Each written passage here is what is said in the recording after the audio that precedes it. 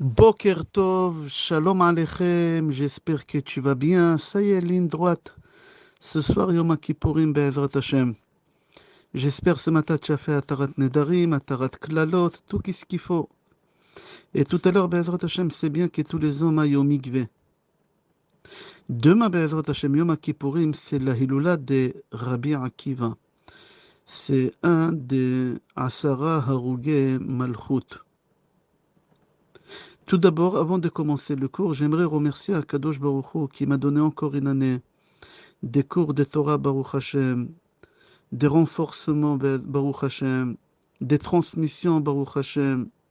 Et on demande à Akadosh Baruch Hu pour l'année qu'elle commence là, la nouvelle année, qu'Akadosh Baruch Hu nous donne encore et encore, Be'ezrat Hashem, des forces de diffuser la Torah autour de nous. Amen.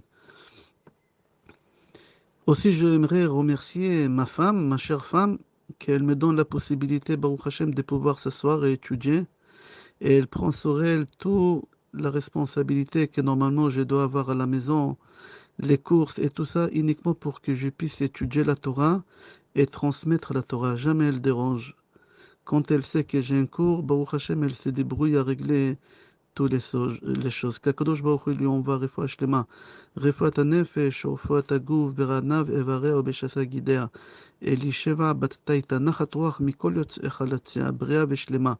גמר טוב, שנה טובה, חתימה טובה, אמן כן יהי רצון. Et j'aimerais demander pardon à toutes les personnes qui écoutent ces cours tous les jours. Si chas v'shalom, j'ai vexé, chas v'shalom, j'ai dit quelque chose qu'il ne fallait pas dire. Je demande pardon avant Kippour parce qu'il faut savoir que Kippour ne pardonne pas tous les péchés. Et surtout les péchés, Ben Adam Lachavero, Kippour ne pardonne pas. Tout ce que tu as fait à quelqu'un pendant l'année, tu peux y aller à Kippour et crier, prier, ça ne sert à rien. Akadosh Baruch Hu, il te dit, c'est pas à moi que tu as fait du mal, c'est à l'autre.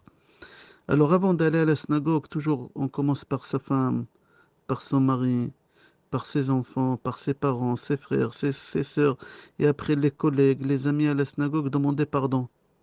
Et ça fait beaucoup de bruit dans le ciel quand on arrive à casser cet orgueil, cette fierté, et on demande pardon. Demander pardon à quelqu'un qui t'a pas fait du mal, c'est très très facile. Mais par contre, demander pardon à quelqu'un qui t'a fait du mal et que tu as des rancunes, ça fait longtemps, là tu lui pardonnes, Akadosh Baruch Hu va te pardonner aussi facilement. Ma'u rachum, afatarachum. Ma'u chanun, afatachanun. Et on va commencer le cours, Be'ezrat Hashem. Ce jeûne qu'on va commencer à partir de ce soir, Be'ezrat Hashem, c'est un jeûne obligatoire.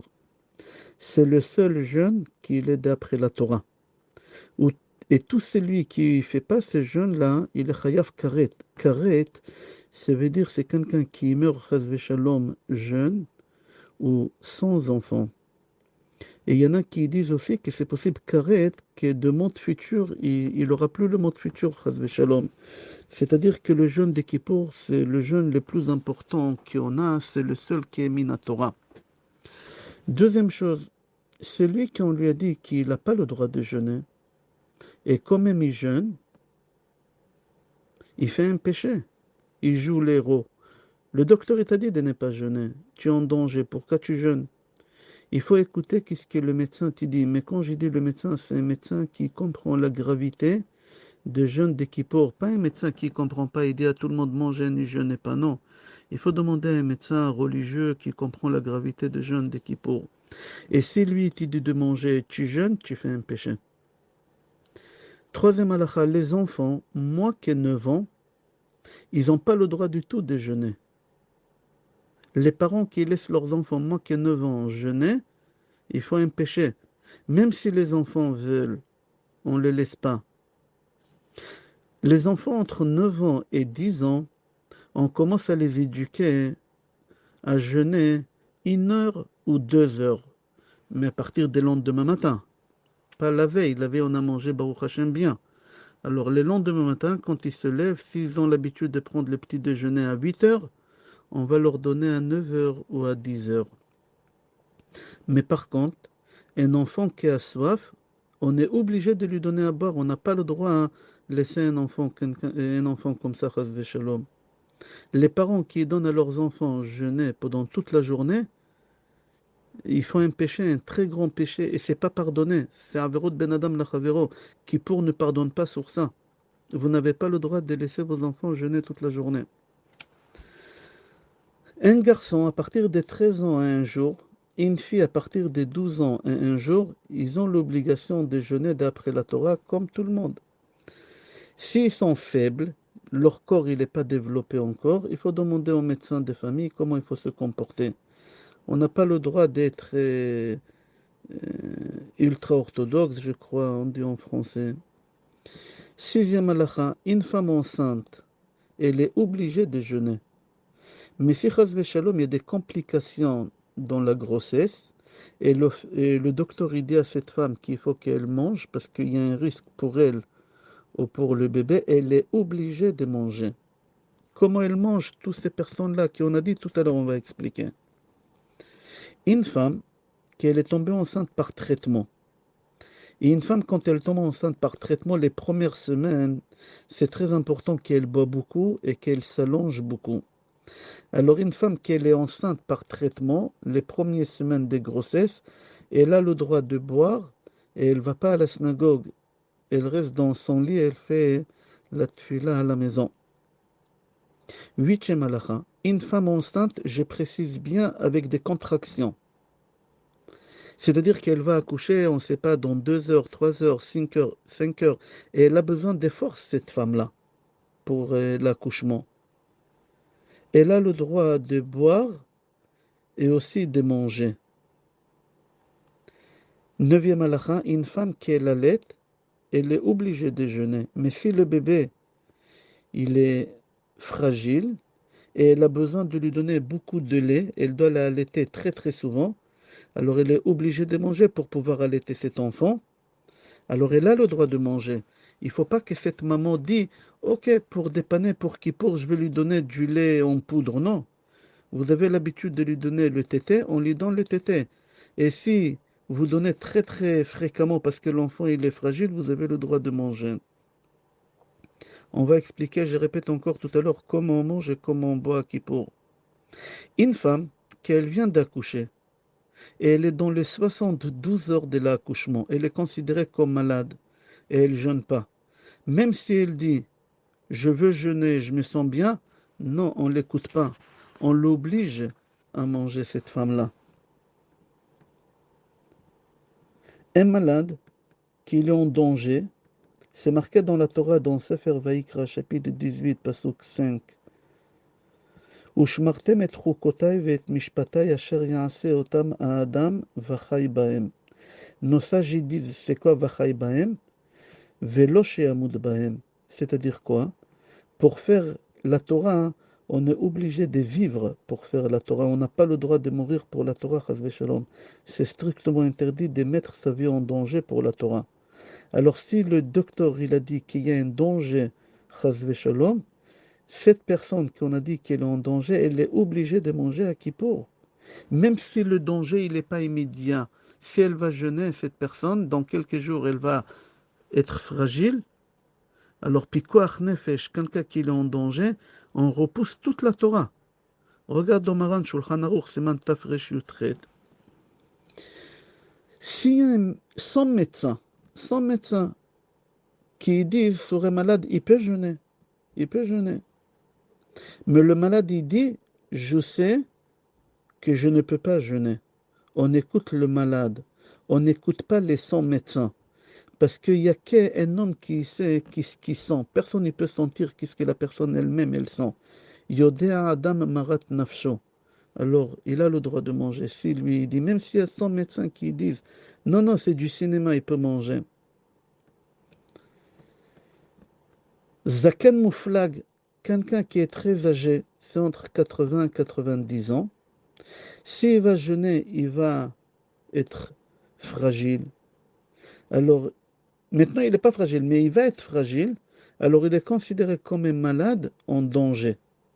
Même qu'il n'a aucune maladie, Baruch Hashem. Il faut qu'il mange à Kippour. Alors maintenant, toutes les personnes que je viens de citer, ils peuvent manger, c'est pas boire du coca et manger des chocolats et des shalom, pas du tout. Tout d'abord, un malade qui doit manger ou boire, il doit préparer avant Kippour des morceaux de pain ou des maisonnottes s'il veut, pas plus que 27 grammes. Et chaque fois quand il mange un morceau de 27 grammes, il doit attendre 9 minutes. Et après manger l'autre morceau de 27 grammes, 9 minutes. Et encore, je répète, quelqu'un qui a le droit de manger et de boire à Kippour, il doit préparer avant Kippour des morceaux de 27 grammes. Il mange 27 grammes, il attend 9 minutes. Il mange 27 grammes, il attend 9 minutes. Il mange 27 grammes, il attend jusqu'à qu'il se sent stabilisé et bien. Mais si c'est du pain, il est obligé de faire Netilat Yadayim, il doit faire Amotzi Lechem Min Haaretz, il doit faire Birkat Hamazon, et dans Birkat Hamazon, il dit Ya'ale ve'avo beyom ha'kippurim hazeh, beyom selichat ha'avon hazeh. Et si c'est Kippour qui tombe Shabbat, c'est pas cette année, mais si c'est Kippour qui tombe Shabbat, alors il a le droit, pardon, il doit faire Retzeh. Ça, c'est pour manger. Maintenant, pour boire, il faut préparer 35 grammes de l'eau. Et chaque quelques secondes, il boit 35 grammes d'eau. Il attend quelques secondes, 37 grammes d'eau, jusqu'à qu'il s'est stabilisé, qu'il se sent bien. C'est lui qui prend de cachet, sans eau, comme ça sec, même si le cachet il est doux, il a le goût du miel, etc., il a le droit. Maintenant, s'il ne peut pas prendre le cachet sans eau, avec des petites quantités d'eau, s'il peut 35 grammes d'eau, c'est bien, mais pas plus que ça. Chaz v'shalom, si quelqu'un, on l'a déclaré avec Covid, et il se trouve en isolement à la maison, il doit jeûner. Baruch Hashem, tout a été affaibli à Kadosh Baruch Hu. Il nous a protégés jusqu'à maintenant, on disait, Avinu malkenu mena magefa minachalatecha. On n'a pas compris c'est quoi magefa, on a cru c'est ancien magefa, épidémie. Hashem nous maintenant, on sait c'est quoi magefa.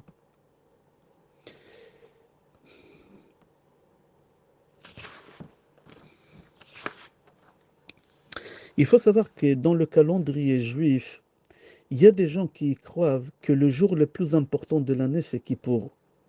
Alors il y a des gens qui n'observent pas le Shabbat, mais quand c'est Kippour, ils l'observent à la lettre. Il faut savoir que l'ordre chronologique le plus important, je crois, on dit chronologique, je crois, on dit. Tout d'abord, ce Shabbat. Le jour des Shabbat, c'est le jour le plus important de l'année. Après, c'est Kippour. Après, c'est Yom Tov. Après, c'est Chol HaMoed le Mifet. Après, c'est Purim. Après, c'est Hanouka. Après, le jour de la semaine.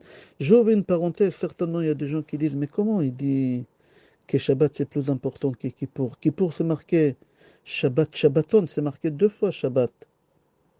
Et alors, si c'est marqué 2 fois Shabbat? Une fois c'est marqué Shabbat parce que c'est comme Shabbat, tous les interdits des Shabbat, on le fait aussi à Kippour. Et deuxième Shabbaton, toutes les choses qu'on a le droit de les faire Shabbat, manger, boire, à Kippour on ne les fait pas. C'est ça Shabbat, Shabbaton.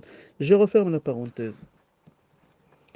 Veille de Kippour, nous on l'a fait dans ma synagogue. Dimanche c'est bien de faire des caparottes sur des poules, sur des coqs ou sur de l'argent. Et cet argent-là on donne à des pauvres. Dans tous les cas, veille de Kippour, c'est bien de donner beaucoup de tzedaka pour annuler les mauvais décrets. Tout à l'heure, j'ai dit que c'est bien d'aller au mikvé. Le Maharal dit c'est comme quelqu'un qui s'est converti au judaïsme. Il est obligé d'être trompé au mikvé. Nous aussi, comme c'est comme si on vient de naître. Alors on va se tromper. Il y en a des gens qui se trompent 3 fois. Il y a qui se trompent 6 fois. C'est bien d'aller veiller Kippour chez les parents, leur embrasser la main et demander pardon. Et leur demander une bracha. Les enfants, pardon, les parents, ils doivent bénir les enfants. Une seule main sur la tête. Le mari, il doit bénir sa femme, la femme, elle doit bénir son mari. Et chacun, il demande à l'autre pardon. Aujourd'hui, mardi, c'est mitzvah de manger beaucoup, plus que la normale. Comme ça, c'est marqué dans Gemara, Yom HaPash Peibet Amud Bet. Pour une fois qu'on a le droit de manger beaucoup, c'est marqué dans la Gemara, Ochel Veshote Betchi, Ma'ale Alav Akatuv Kilu Itana Tshi V'Aseri. Tout celui qui mange le 9 de mois de Tishrei, c'est aujourd'hui, c'est comme s'il a jeûné 2 jours, 9 et 10. Pourquoi? Ah, rien Kadosh, il dit, à travers les nourritures que tu manges euh, le neuvième du mois, c'est-à-dire aujourd'hui, tu répares toute la nourriture que tu n'avais pas le droit de manger pendant l'année. Ça, c'est le neuvième jour. Et à Kippour, tu répares tout ce qui tu as abîmé spirituellement. Il y en a qui disent c'est pour faire tikkun à Adam Arishon, qu'il a mangé de l'arbre de la connaissance. Combien il faut manger beaucoup? D'après la Kabbale, il y en a qui disent 6 repas par jour. Je crois les Tunisiens 7. Mais d'après la Kabbale, Ari Akadosh, il dit 6 repas le neuvième jour. Pourquoi? 3 repas pour le neuvième jour et 3 repas qu'elle remplace les repas de Yom Kippourim. Maintenant, les 6 repas, il faut au moins 2 repas avec Netilat Yadayim et Hamotzi. Même celui qui jeûne pas, même celui qui jeûne pas, il est obligé de manger le 9 aujourd'hui. Il faut faire attention de ne pas se mettre en colère. C'est très dangereux.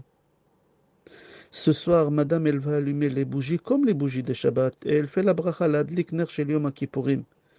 Et pour une fois, nous les Sfaradim, ce soir, la femme, quand elle allume les bougies, elle va faire Shechianu, Vekimanu, Vegianu, Lazmanazé. Je précise si elle ne va pas à la synagogue. Parce qu'à la synagogue, le Chazan, il va faire Shechianu, elle va entendre là-bas. Mais si elle ne va pas à la synagogue ce soir, elle reste à la maison. Alors quand elle allume les bougies de la fête, de Yom Kippourim, elle fait Shechianu. N'oublie pas d'allumer une bougie de 24 heures pour que tu puisses faire la Havdalah demain soir avec. Le jeûne ce soir, il commence à Paris à 19h06. Mais c'est bien d'arriver un quart d'heure avant à la synagogue. Les lendemains, le jeûne à Paris, j'ai précisé c'est les horaires de Paris, il sort à 20h09. Mais il ne faut pas courir à 20h09 aller manger. Non.